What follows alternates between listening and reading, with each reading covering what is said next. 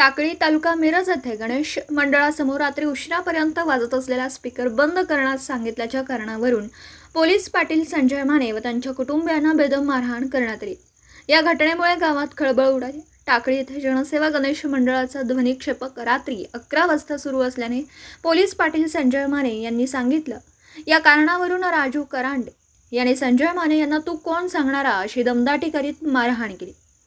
यावेळी माने यांची पत्नी, मुलगा, मुलगी व आई हे सर्वजण तेथे आल्यानंतर राजू करांडे, आशुतोष करांडे, अंकिता करांडे, सानिका करांडे, सुवर्णा करांडे, राम करांडे, बाबूराव करांडे यांनी माने कुटुंबियांना काठ्या व लाथाबुक्यांनी बेदम मारहाण केली।